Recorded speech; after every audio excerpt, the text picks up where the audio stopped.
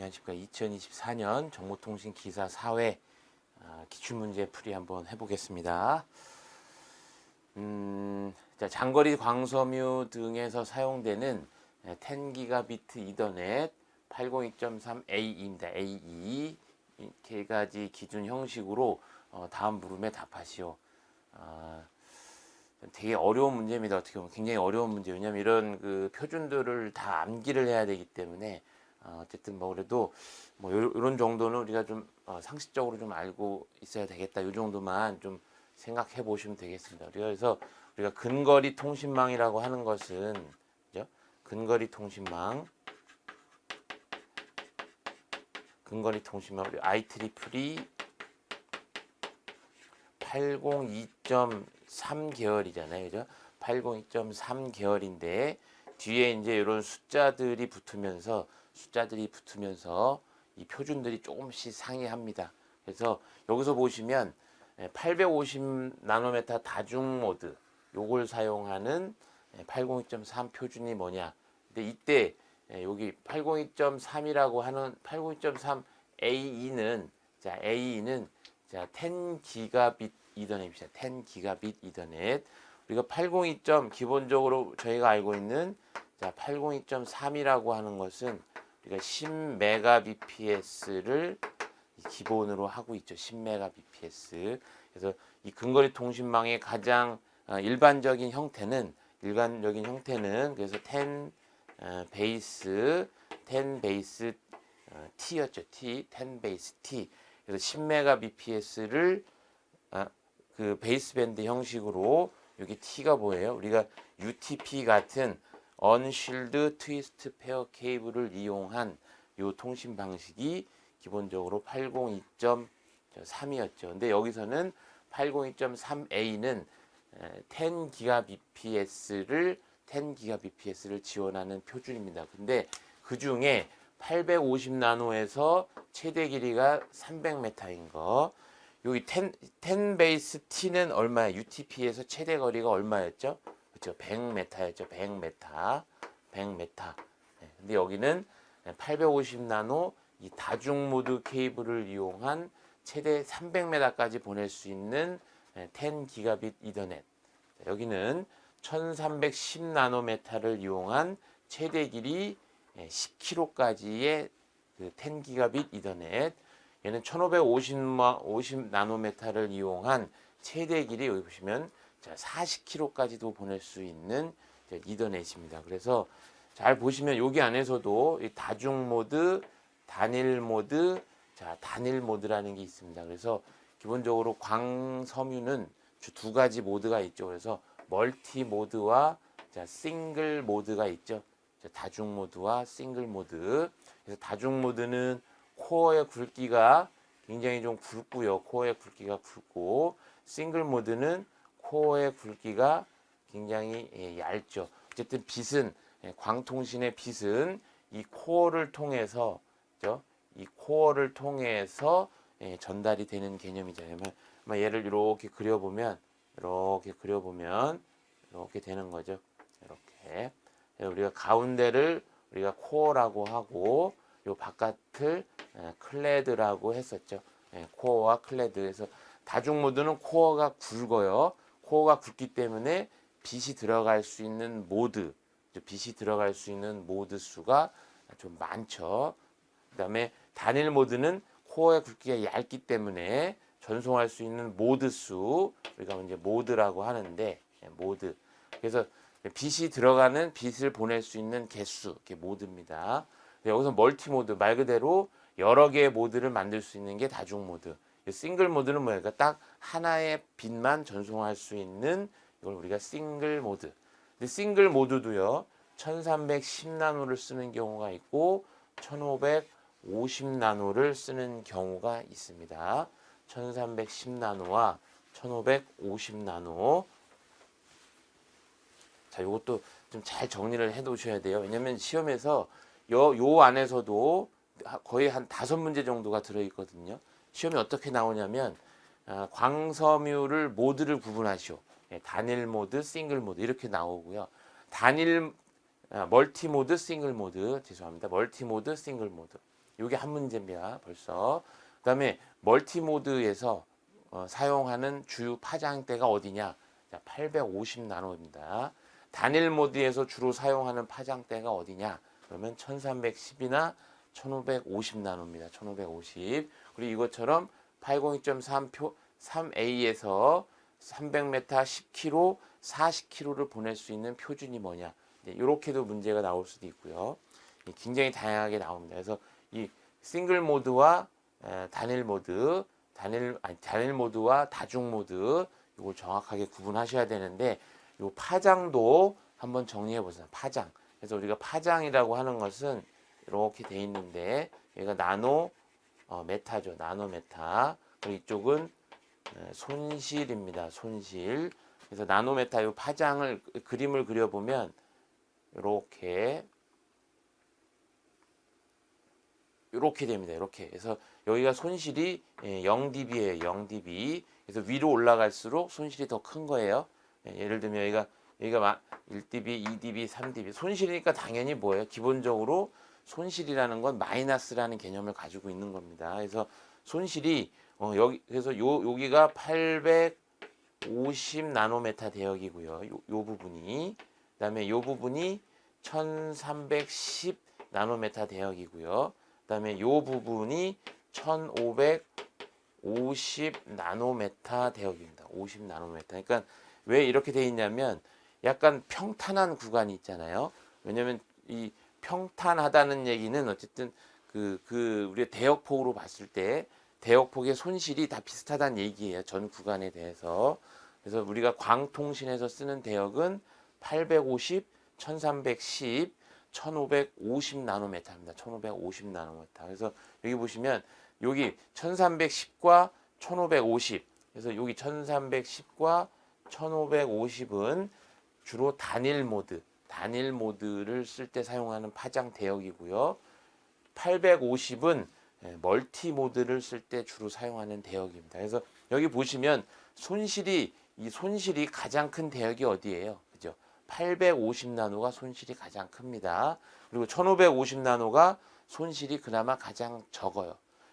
적기도 하고 1550 나노는 적기도 하고요. 이 평탄도가 굉장히 넓습니다. 평탄도가. 그러니까 파장을 쓸 수 있는 평탄도가 굉장히 넓어요. 그래서 여기를 이렇게 보면 거의 1450에서 1700 나노까지 굉장히 광범위하게 좀 평탄합니다. 평탄해요. 그래서 저희가 아마 많이 배웠던 요 대역을 주로 쓰는 게 뭐냐면 이제 WDM 시스템에서 주로 쓰는 대역이 이 1550입니다. 왜냐하면 평탄하니까. 평탄하기 때문에 자 이렇게 돼 있습니다. 그래서 850, 1310, 1550 나노 대역이 주로 광통신에서 쓰는 대역이다. 자, 그리고 또 하나 중요한 것은 1310 나노는요.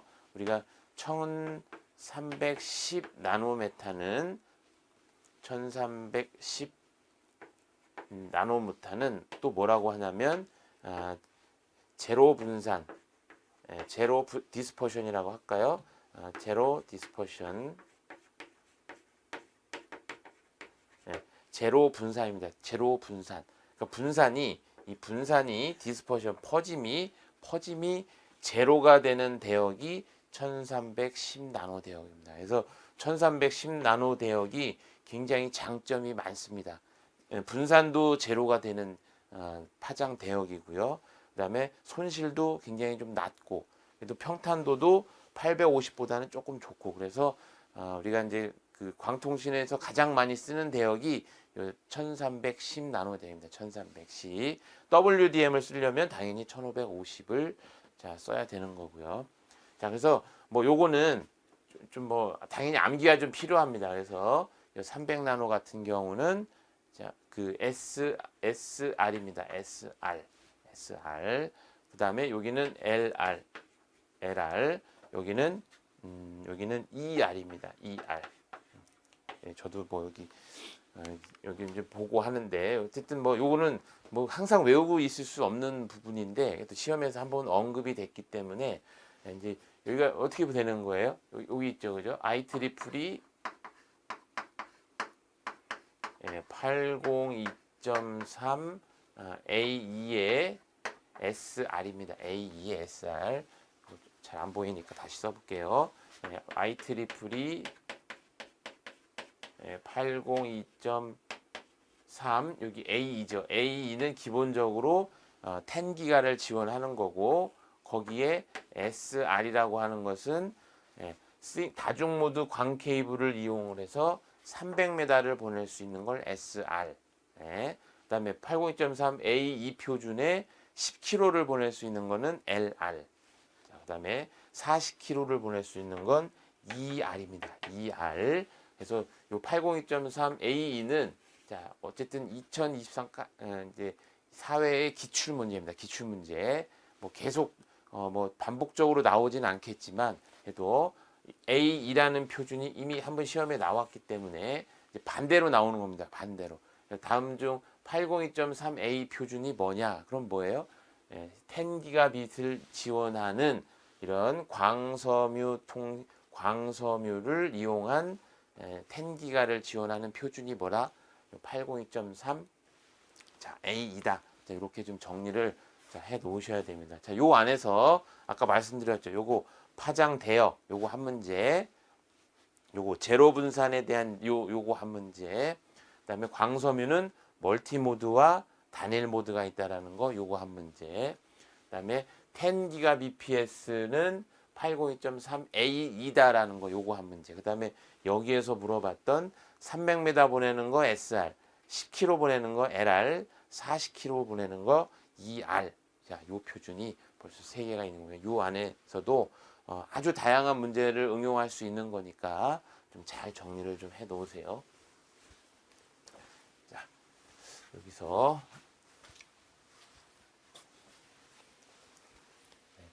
뭐 아주 좋은 문제기는 한데 좀 난이도가 있는 거죠. 왜냐면 뭐 저희가 알지 못하면 풀 수 없는 문제들이기 때문에 자, 홈 네트워크를 구성하는 네트워킹 기술 종류를 이제 4가지만 적으시오. 홈 네트워크. 우리가 이제 이렇게 홈 네트워크니까 당연히 덱 내가 되겠죠. 덱 내. 최근에 덱 내에 뭐가 있냐면 여기 이걸 우리가 세대 단말기라고 하죠. 세대 단말기. 또 어떤 분들은 이걸 이제 월패드라고 합니다. 월패드. 요즘에 그 조금 생긴 아파트들, 공동주택들은 이 세대 단말기가 대부분 다 있죠. 그래서 여기 각 세대에 여기 뭐 조명이라든가 조명, 그다음에 요 바닥에 뭐예요?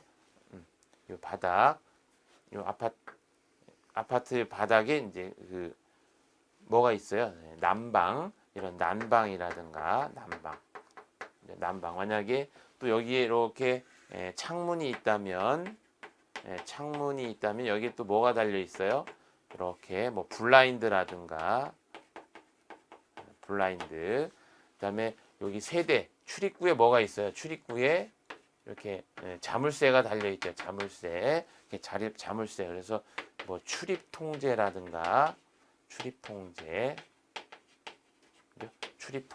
그다음에 또 뭐가 있을까? 뭐 조명, 이런 조명이나 난방, 그다음에 블라인드, 출입 통제, 그다음에 여기 이제 가스, 이런 가스 밸브, 가스 밸브 같은 이런 장치들.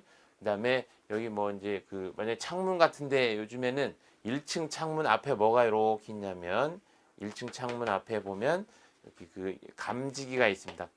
동체 감지기 같은 거. 자, 동체 감지기. 자, 동체 감지기. 그래서 이거 말고도 뭐 훨씬 더 여러 가지의 이 센서들이 있는데 난방이 이렇게 이제 바닥에 깔리는 거죠. 자, 그러면 이 세대 단말기, 이 월패드를 통해서 출입문도 제어하고 조명도 제어하고 가스 밸브, 그다음에 뭐 블라인드, 뭐예요? 동체 감지, 이런 것들을 다 지금 제어하는 거, 이런 걸 우리가 홈 네트워크라고 합니다. 홈 네트워크.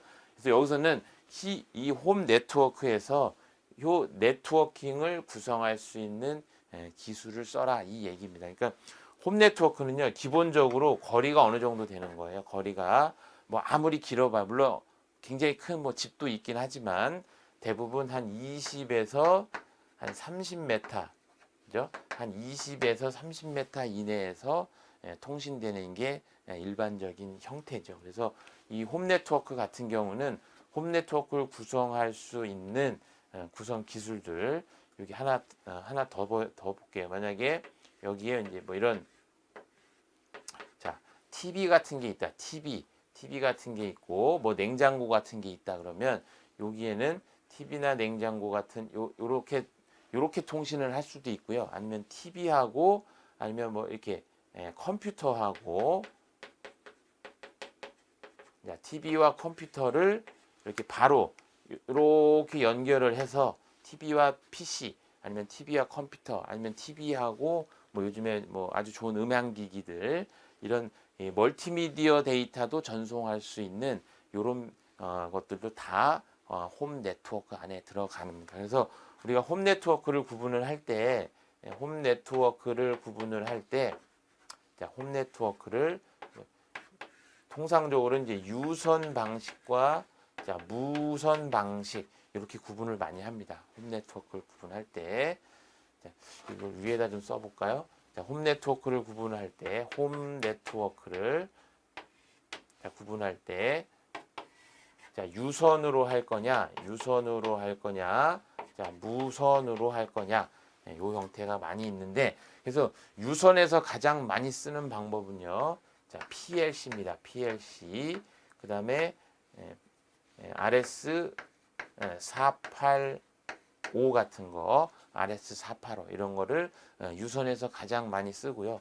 그 다음에 뭐 물론 HDMI 같은 경우는 HDMI는 뭐 영상과 음성을 같이 보낼 수 있는 표준이기는 한데 이런 것들은 다 이제 유선을 이용해서 뭐 TV랑 PC 같은 걸 연결할 때도 HDMI 많이 쓰잖아요. 자, 그다음에 무선은요. 그래서 무선에서 가장 많이 쓰는 거는 지급입니다. 지급이 저희가 알고 있는 802.15.4가 지급이죠. 지급이. 그다음에 블루투스. 이건 뭐예요? 802.15.1이 블루투스죠. 15.1이 블루투스. 그다음에 또 하나가 UWB라는 게 있습니다. UWB. 요거는 802.15.3이죠. 자, 여기서 보시면 다 802.15 계열입니다. 802.15. 우리가 802.15를 뭐라고 하나요? 와이어리스 팬이라고 합니다. 와이어리스 팬. 근거리 무선 통신입니다. 근거리 무선 통신인데 P가 뭐예요? 퍼스널이에요. 퍼스널 에어리어 네트워크. 그러니까 사람을 기준으로 한 20-30m 안에서 통신하는 일반적인 방식. 자, 그다음에 또 뭐가 있나요? 또 많이 쓰는 게 요 위에다 써볼까요? 우리가 이제 요 안에 세대 내에서 물론 인터넷용으로도 쓰기는 하지만 데이터용으로 많이 쓰는 와이파이 같은 거. 와이파이 같은 경우도 홈 네트워킹용으로도 사용을 할 수가 많이 합니다. 자, 그래서 여기서는 일단 네 가지만 얘기를 했어요. 네 가지. 근데 여기서 어떤 걸 써도 전혀 문제가 없습니다. 왜냐하면 다 사용을 하는 거기 때문에. 그래서 우리가 이제 PLC는 뭐예요? PLC는 이 건축물 내에 이미 그 설치가 되어 있는 그 전기선 있죠. 전기.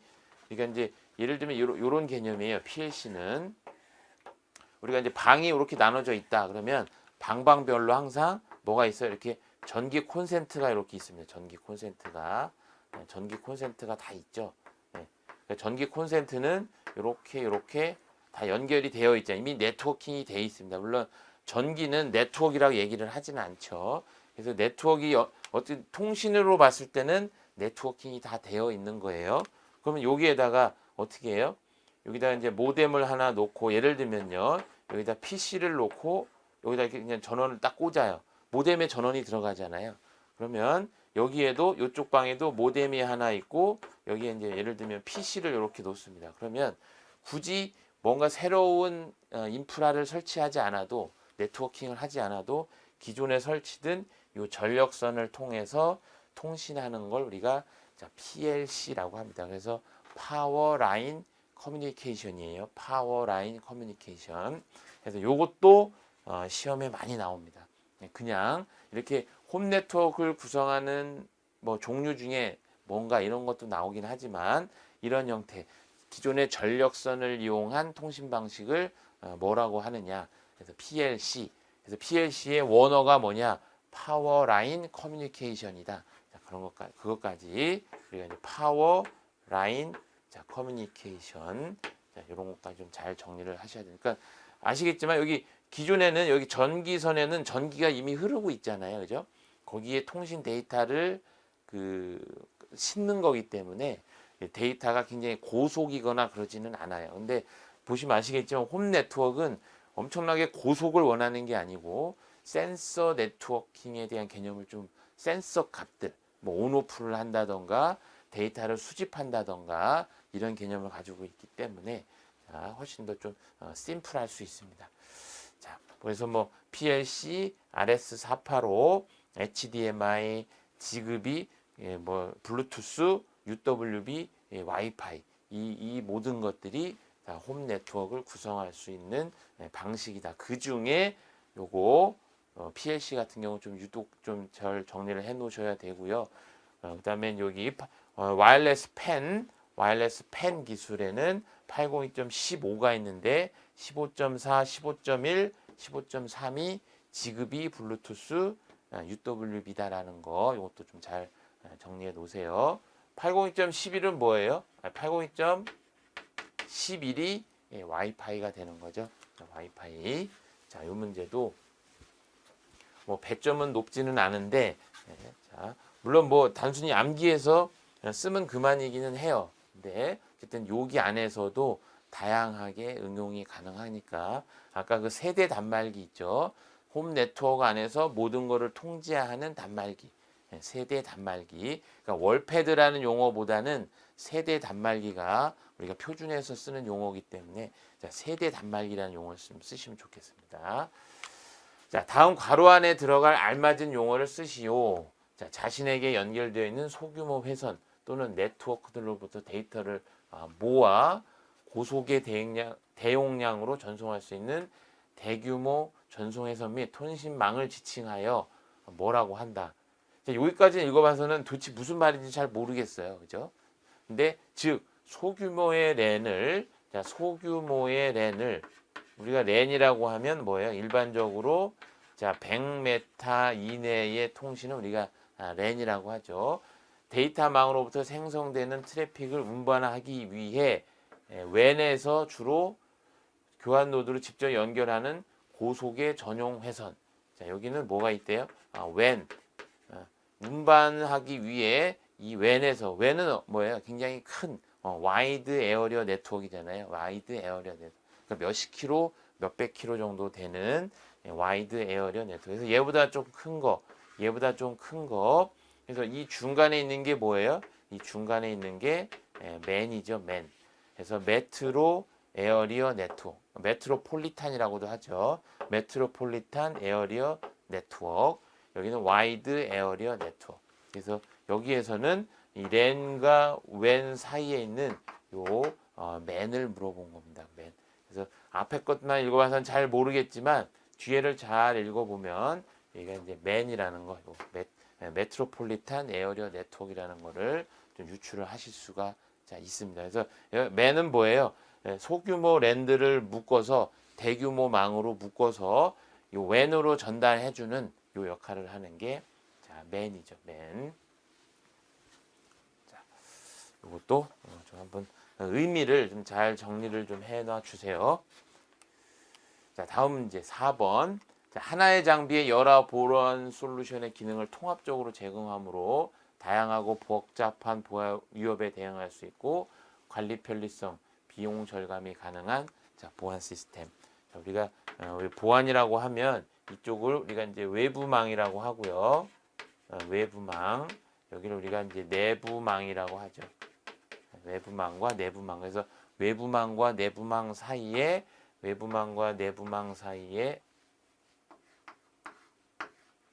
요 장비 그림이 잘 안 그려지네요. 자, 외부망과 내부망 사이에서 접근 통제를 해주는 거. 외부망과 내부망에서 트래픽이 들어오는 거를 트래픽이 외부망에서 내부로 들어오는 거. 물론 반대도 있어요. 내부에서 외부로 나가는 거를 뭘 해주는 거예요? 접근 통제해 주는 거. 접근 통제해 주는 방식. 그래서 접근 통제해 주는 방식은 이것도 두 가지가 있습니다. 두 가지가 있는데 화이트 리스트 방법이 있고 자, 블랙 리스트 방법이 있습니다. 접근 통제하는 방법. 말 그대로 화이트 리스트는 뭘까요?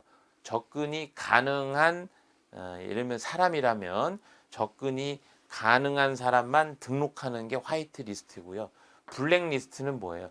접근을 하지 못하게 하는 사람만 업데이트하는 걸 우리가 블랙 리스트라고 합니다. 그래서 통상적으로 기업에서는 화이트 리스트 방식을 많이 사용합니다. 이게 무슨 말이에요? 허가된 사람만 방화벽에다가 이렇게 등록을 해준다는 개념이겠죠. 뭔가 허가되지 않은 사람을 계속 차단하는 게 아니고 허가 가능한 사람만 계속 등록을 해주는 게 통상적인 운영 방법입니다. 그래서 접근 통제도 화이트 리스트와 블랙 리스트가 있다. 그래서 이걸 우리가 뭐라고 하는 거예요? 파이어월, 방화벽이라고 하죠. 근데 방화벽을 어쨌든 접근 통제를 뭐 우회하거나 아니면 접근 통제를 어떻게 속여서 회피해서 내부로 들어오는 경우가 있습니다. 그래서 내부에서 들어온 어떤 트래픽을 탐지하는 거, 어떤 이상행위를 탐지하는 장비가 뭐예요? IDS, 그 다음에 IPS가 있습니다. IDS와 IPS. 그래서 IDS는 말 그대로 접근을 탐지하는 거고요. 탐지. IPS는 뭐예요? 얘는 방지입니다. 방지. 얘는 접근 제한 시스템이고요. 접근 제한 아니면 접근 차단 시스템 차단. 얘는요. 탐지 시스템이죠. 접근 탐지. 그다음에 여기는 방지입니다. 방지. 말 그대로 탐지는 탐지만 하는 거고요. 방지는 뭐예요? 말 그대로 방지니까 여기에 플러스 탐지 플러스 이 차단까지 자동으로 수행하는 기능이 IPS입니다. 왜냐하면 방지니까. 그러니까 탐지는 뭐예요? 탐지를 했으면 운영자가 보고 이거를 조치를 하는 개념이 IDS라면 IPS는 탐지를 하고 자기 스스로 차단까지 하는 이런 걸 우리가 IPS라고 합니다. 그래서 요 두 가지는 내부망 사용자의 이상 행위를 내부망 사용자입니다. 이상 행위. 내부망 사용자의 이상 행위를 탐지하는 장비가 IDS, IPS입니다. 그래서 우리가 하드웨어적으로 파이어월, IDS, IPS가 항상 한 세트예요. 이렇게 한 세트. 근데 이렇게 다 구축하기가 어려우니까 요거를 하나의 장비로 이렇게 묶어 놓은 장비를 우리가 UTM이라고 합니다. UTM. 자, UTM 장비. 그래서 여기서는 보안 위협에 대응할 수 있고 관리의 편리성, 비용 절감이 가능한 보안 시스템. 왜냐면 세 개를 하나로 묶어 놨기 때문에 그렇죠? 아무래도 그래서 이게 관리가 좀 낮고 비용적으로도 조금 장점이 있습니다. 그런데 UTM의 단점은 뭘까요? 단점은 이제 각각의 기능을 다 한다면 보안적으로 훨씬 더 유리할 수 있고 여러 가지 컨트롤이 가능한데 UTM은 어쨌든 그 보안 기능이 세 가지를 나눠 놓은 것보다는 그래도 좀 기능이 좀 협소하고요. 이 하나 장비가 만약에 잘못되면 전체 운영이 좀 안 될 수 있는 그런 단점도 좀 있습니다. 장점과 단점. 자, 그래서 요거 IDS, IPS 방화벽, 그다음에 UTM 여기까지 잘 정리를 해 놓으셔야 됩니다. 아주 시험에 잘 나오는 거니까. 자, 5번.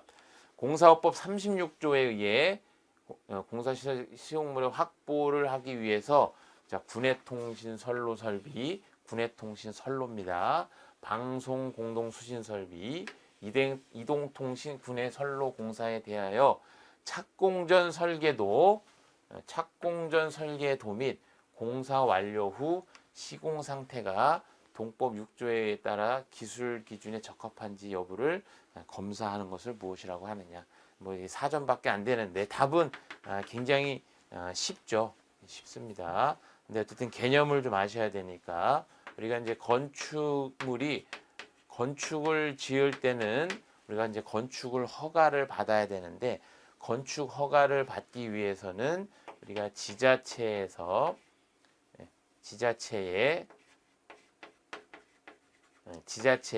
이 건축 허가를 위한 필요 서류들이 있습니다. 필요 서류들. 그래서 뭐 우리가 분야가 건축, 뭐 토목, 뭐 전기, 소방, 통신, 이 굉장히 다양한 분야들이 있죠. 그래서 저희는 어쨌든 이 통신 분야에 해당을 하니까 그래서 건축을 짓기 위한 이제 도면이 나오겠죠. 도면이 나오고 어쨌든 이 허가를 내줄 수 있는 기본 허가를 내기 위한 그 절차 중에 여기 착공 전에 하는 착공 전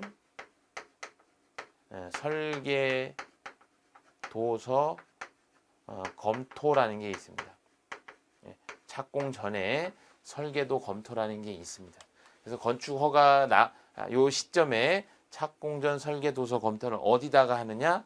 각 지자체에다 합니다. 물론 건축, 전기, 소방 뭐 다 분야가 좀 다르긴 한데 통신 같은 경우는 요 지자체에 착공 전 설계도 검토를 합니다. 어떤 거? 다시 군해통신, 방송공동수신, 이동통신, 군해선로에 대한 착공 전 설계도 검토를 진행을 합니다. 그래서 공사를 이제 진행을 하겠죠. 공사를 진행을 하고 이제 공사가 완료가 됩니다. 공사가 완료. 그리고 여기는 이제 건축물이 여기 허가가 됐으니까 이제 준공이 됩니다. 준공. 준공이 됐다는 얘기는 이제 이때부터는 뭐예요? 사용자가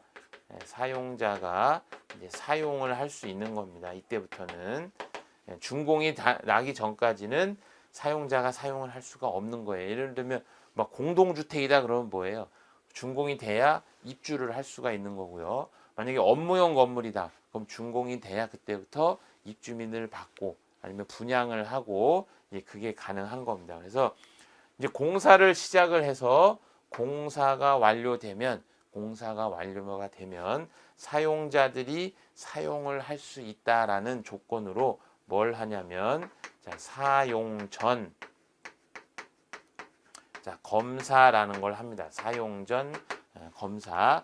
사용 전 검사는 통신만 있는 건 아니고요. 소방, 전기, 건축, 뭐 기계 분야도 있죠. 여기 뭐 가스라든가 또 엘리베이터라든가 뭐 굉장히 여러 가지들 이런 사용 전 검사를 받아야만 그래서 받는다는 얘기는 사용 전 검사 필증을 완료해서 검사를 해서 문제가 없다라는 필증을 받아야만 건축물이 준공이 나게 돼 있습니다. 준공. 그래서 준공 전에 사용 전 검사를 이제 해야 되는 거고요. 여기 보면 공사에 대해서 공사 완료 후에 요거에 대해서 하는 거를 검사하는 걸 뭐라고 하느냐? 답은 사용 전 검사입니다. 그러면 사용 전 검사에서 하는 검사의 종류는 뭐예요? 군해통신 선로 설비, 방송 공동 수신 설비, 이동통신 군해 선로 설비입니다. 그래서 사용 전 검사 대상은 다시요. 군해통신 선로 설비, 방송 공동 수신 설비, 이동통신 군해 선로 설비예요. 군해통신 선로가 뭐예요? 우리가 집에 들어오는 인터넷이나 데이터 선 있잖아요. 그거를 군해통신 선로라고 하고요. 방송 공동 수신은 뭐죠? 우리 안테나 있죠. 안테나를로부터 수신받아서 댁내로 들어오는 거. 이동통신 군해 선로는 뭘까요? 우리 휴대폰 하기 위해서 왜 뭐 중계기도 설치하고 안테나 설치하고 이런 게 이동통신 군해 선로 설비. 그러니까 법적으로 의무사항인 거. 자, 그래서 요거 사용 전 검사에 대한 거 요거 하나, 사용 전 검사 대상 요 세 가지 요거 하나. 그다음에 요건 공사 준공 완료 후에 하는 게 사용 전 검사. 그다음에 착공 전 건축 허가 시점에서 하는 건 착공 전 설계도 검토. 자, 벌써 한 문제, 이 사용 전 검사 두 문제. 그리고 방송 공동수신 세 문제. 그러니까 이제 요 문제를 가지고요. 여기 안에서 여러 가지를 응용을 해서 출제를 하는 거예요. 완전히 새로운 걸 내는 게 아니고 요 안에서 만약에 이걸 4점이 아니고 이걸 6점으로 만들고 싶다 그러면 요것도 물어보고 대상도 물어볼 수도 있겠죠. 만약에 9점으로 만들고 싶다 그러면 사용전 검사도 물어보고 이것도 물어보고 요것도 물어보고 그러면 9점이 되는 거예요. 9점. 나중에 또 언급할 일이 있긴 할 텐데 이거는 뭐예요? 이거는 감리를 실시한 공사가 아니고요. 만약에 이 건축물이